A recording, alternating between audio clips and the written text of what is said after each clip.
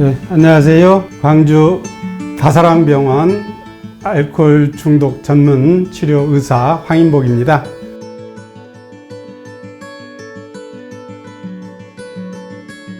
중독 치료는 일단은 본인이 그 상담 기관이나 병원에 나오는 게 중요하거든요. 지금 대부분 자발적으로 병원이나 센터에 나오는 분이 5% 미만으로 알려져 있습니다. 일단은 나오셔서 전문가들하고 상담을 하면서 자신의 술과 연관돼서 어떤 일이 벌어지고 있고 앞으로 이렇게 술을 마시면 어떻게 진행될지 신체적으로 정신적으로 또는 사회적으로 어떤 일이 벌어질지 이해하고 알아보는 것이 중요하다라고 생각이 됩니다. 본인이 안 오려고 할 경우에는 가족이라도 와서 상담을 하면서 가족들을 설득하고 이해시켜서 치료의 장에 나오게 하는 게 대단히 중요하다고 생각을 합니다. 우리 속담에 보면요, 산을 옮길 수는 있어도 사람의 습관을 변화시키는 것은 쉽지 않다, 이런 속담이 있죠. 그래서 혼자서 뭔가를 해결하고 이겨내기는 쉽지 않습니다. 특히 술 문제 같은 경우는요. 그래서 99%의 환자분들이 점차 문제가 악화되거나 제자리 걸음하면서 혼자서 노력한다고 하지만 이겨내지를 못하게 됩니다. 그래서 이제 우리 중독관리센터나 병원에 오시면 전문가나 이 상담사들하고 상담을 하면서 자기의 문제를 조금이라도 살펴보고 또 회복 경험자들을 통해서 경험을 나누면서 이해가고 그러면서 회복의 길을 찾을 수 있을 것입니다. 암에 걸렸다고 한다면 어떻게 하시겠습니까?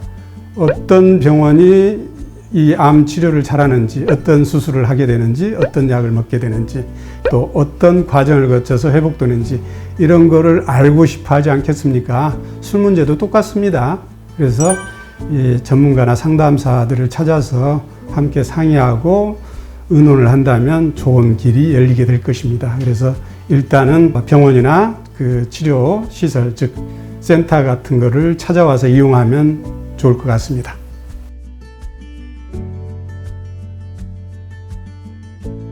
예, 저는 이제 끊는 것이 정답이라고 생각합니다. 많은 사람들이 못 끊을 것 같으니까 자꾸 적당히 마시겠다, 알아서 조절해서 마시겠다, 절제해서 마시겠다 이렇게 생각하는데요. 이제 문제가 심각하게 대두될 때는 좀 적당히 마시는 것이 좀 효과를 발휘하고 있지만 그것은 시간이 지나면 점점 느슨해지거든요. 그래서 원래 옛날의 습관대로 돌아갑니다. 이게 술입니다. 술은 중독성이 있어서 적당히 먹다 보면 그 과거에 먹던 취한 기분, 그 즐거운 느낌이 안 듭니다. 그러다 보면 예전으로 다시 점차적으로 돌아가서 원래 양으로 돌아가기 때문에 그렇게 끊지 않고는 해결이 안 되는 것이죠. 단주를 결심하신 분들도 재발하는 원인 1위가 무엇인지 아십니까? 결국은 단주 생활이 어렵다고 느껴질 때 지금부터는 적당히만 조금씩만 먹어야 되겠다 이런 생각을 하게 되면서 점점 술이 늘어나게 되는 것이죠. 그래서 다시 예전의 중독적 음주로 이렇게 빠져들면서 중독을 이어가게 되는 겁니다. 그래서 어떤 조절 음주는 이건 저는 답이 아니라고 생각하고 완전히 끊는 것이 중요합니다. 학술적으로도요, 과거에는 이제 술을 전혀 안 먹는 것보다 한두 잔 반주로 마시는 것이 건강에 이롭다 이런 보고들이 많이 있었는데요. 요즘에는 또 학술적으로도 달라졌습니다. 하나도 안 먹는 것이 한두 잔 먹는 것보다 훨씬 건강에 이롭다. 그런 보고들이 훨씬 더 우세하고 완전히 끊는 것이 더 정답이 되겠습니다.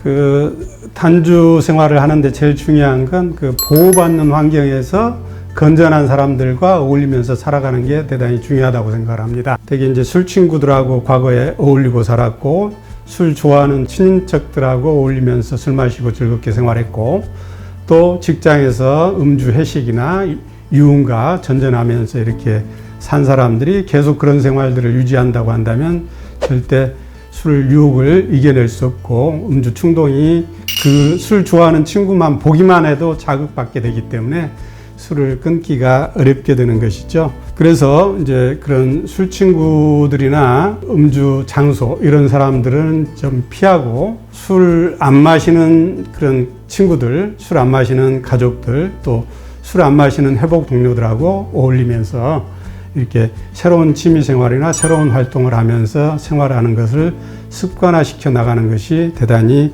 중요합니다. 이런 음주로 습관화된 행동들은 하루아침에 변하지 않거든요. 길게 봐야 되는 문제입니다. 그래서 장기간 이런 생활들을 익혀가야 되는데요. 이럴 때 이제 병원이나 이런 센터에서 다양한 그런 치료 이용 모임들을 참석하시면서 장기간 그런 경험담을 주고받으면서 새로운 생활을 익혀가고 훈련하는 게 대단히 중요하다고 생각합니다. 신체적인 활동이 대단히 중요하기 때문에 저희 병원 같은 경우는 운동을 많이 시킵니다. 그래서 날마다 풋살도 하고 족구도 하고 탁구도 치고 이렇게 하는 신체 활동을 많이 시키다 보면 그 스트레스도 풀리고 즐거움도 생기고 그러면서 점점 술 안 먹어도 즐거운 그런 기분으로 하루를 보낼 수 있구나 이런 생각을 하게 되는 것이죠. 그러면서 점점 건강한 생활을 하게 됩니다.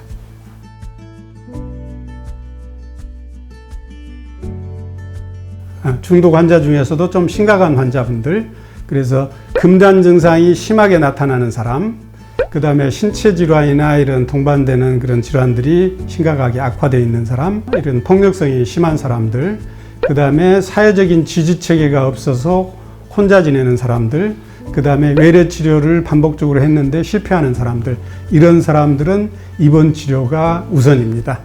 그래서 보호된 환경에서 그 술을 못 먹게 하면서 치료를 하다 보면 처음에는 금단 증상이 강력하기 때문에 저항을 하지만 점점 금단 증상이 완화되고 편안해지면 입원 치료를 하길 잘했구나 이렇게 생각하면서 점점 술을 끊을 의지가 생기게 되는 겁니다.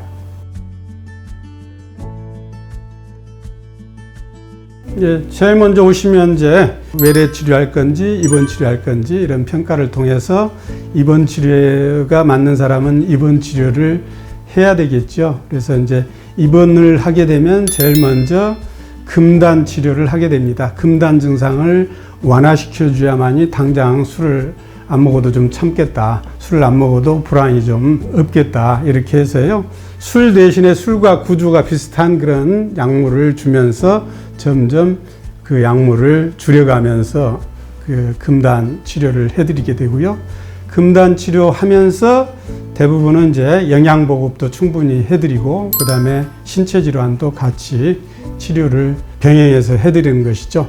그러는 동안에 이제 중독을 이해시키고 중독을 교육시키면서 자기에게 중독으로 인해서 어떤 문제들이 벌어지고 있는가를 정확히 보게 합니다. 맑은 정신 속에서 자기 문제들을 점점점 이해가 넓혀가게 만들고요. 그 다음에 이제 어린 시절의 상처나 이런 문제점들을 해결하면서 성격을 교정하고 자기 태도를 교정하고요. 점점 사회로 나갈 준비를 해야 되겠죠. 그래서 직장도 잡고 사회생활을 준비하게 하다가 적절한 시기에 퇴원을 하고 퇴원 치료로 이어지게 만드는 것이죠. 외래 치료도 이와 비슷합니다. 이제 외래 치료가 필요한 사람은 비교적 금단이 가볍게 있는 사람들이겠지만 그래도 이분들도 이제 금단에 대한 치료를 해드리고 점점 술 중독을 이해하게 해드리고 점점 스트레스를 술 없이 해결하게 도와주어서 점차적으로 술 안 먹고도 건강하게 살게끔 도와주는 치료를 지속하게 되는 겁니다.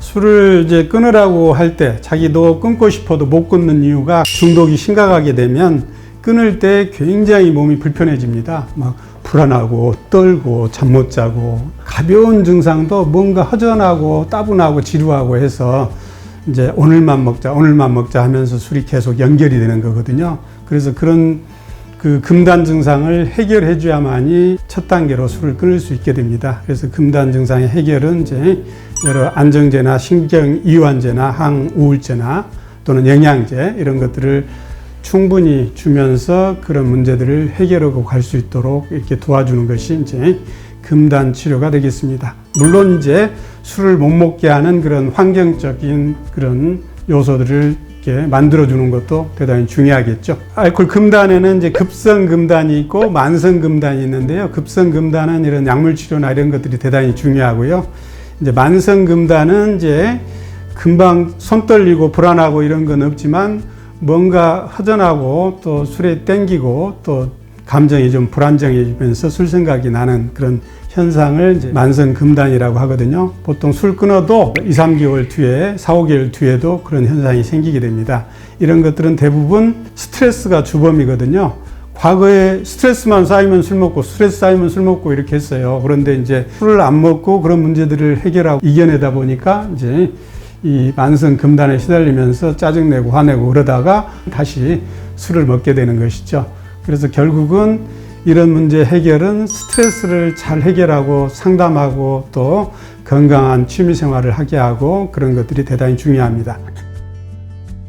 만성 금단을 이겨내는 또 한 가지 방법이 이제 소위 말하는 그 항갈망제가 있거든요. 음주 충동을 억제시켜주는 그런 갈망제라는 약이 2가지 정도 있는데 이거는 이제 중독성은 없습니다. 그런데 이런 음주 충동을 현저히 낮춰주기 때문에 그 만성 금단에 시달리지 않고 안전하게 단주 생활을 이어갈 수 있게 만들어 주는 것이죠.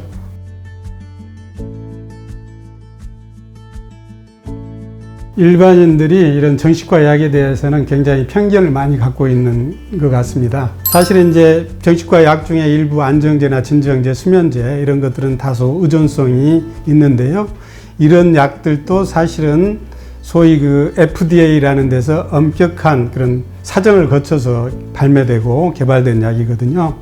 그래서 이런 약들도 그 술을 먹는 것보다는 100배 안전하다고 되어 있습니다. 그리고 또 다른 항우울제나 정신이완제, 항갈망제 이런 것들은 전혀 그런 위험성이 없거든요. 의존성도 없고 중독성도 없고 이런 약들은 단지 뇌에서 신경 전달 물질을 교정해 주면서 여러 가지 정신적인 문제들을 해결하고 도와주기 때문에 굉장히 이로운 약물입니다. 이건 일반 사람들이 갖는 편견입니다. 그리고 혹시라도 이제 아까 안정제나 수면제가 필요한 사람들도 이분들도 사실은 그런 그 술을 먹기보다 이런 약을 먹고 술을 끊을 수 있다면 100배 건강해지고 안전하다고 할 수 있겠습니다. 꼭 드시길 추천드립니다. 그 약을 안 먹기보다 술을 끊는 것이 우선이죠. 술을 끊는 것이 우선이죠. 약을 먹고라도 술을 끊는 것이 자기 건강이나 신체에 대단히 이롭습니다. 음주 충동 억제제, 즉 항갈망제가 2가지 종류가 있는데 하나는 비교적 부작용이 없는데 다른 하나는 부작용이 많이 있습니다. 그래서 이제 그런 분들은 이제 일방적으로 끊기보다는 다른 약으로 바꾼다든지 또 대부분 이제 그 항갈망제가 아니더라도 항우울제나 이런 것들이 갈망제 역할을 하는 경우가 많이 있습니다.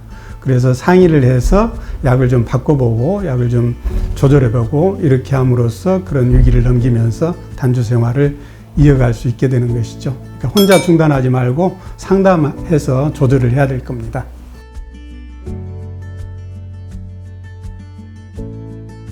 대표적인 것이 이제 입원 치료 이후에 외래 통원 치료라는 게 있는데요. 전문 우리 상담사들이나 우리 의사들하고 상담하면서 실제로 이제 심리적인 문제도 도와드리고 또 약물도 처방해드리고 그러면서 점점 장기간 단주 생활을 이어가게 도와드리는 거고요. 그 다음에 이제 치료자가 개입하는 그런 치료 단주 모임이 있습니다. 그래서 다양하게 노인들 대상, 여성 대상, 또 직장인 대상으로 저녁에 하는 그런 단주를 도와주는 그런 집단 상담 모임 이런 것들이 있고요. 이거는 이제 병원에도 있고 우리 각 구에서 운영하는 그 중독관리센터에서도 이런 이용 프로그램들이 있고요. 그 다음에 이제 지역사회에 AA라고 하는 모임이 있는데요. 우리말로 하면 단주 친목 모임입니다. 요거는 이제 전 세계적인 모임이고 역사가 오래됐어요. 1935년도부터 이제 미국에서 시작돼서 전 세계적으로 퍼져나가서 수억 명이 이런 모임을 통해서 회복되고 있습니다. 요거는 이제 순수하게 중독자들이 각 지역에 이렇게 모임을 운영하면서 회복 경험담을 나누는 모임이고요. 이제 광주에도 상당히 많이 퍼져 있습니다. 그래서 이 모임을 일주일에 1번 내지 2-3번까지 이렇게 참석하시면서 경험담을 나누면서 점점 단주 방법들을 배워가는 것이죠. 이거 굉장히 중요합니다. 근데 이제 처음에는 이런 정보들을 잘 모르기 때문에 병원이나 이런 센터에서 상담사들한테 안내받고 도움을 받아야 되겠죠.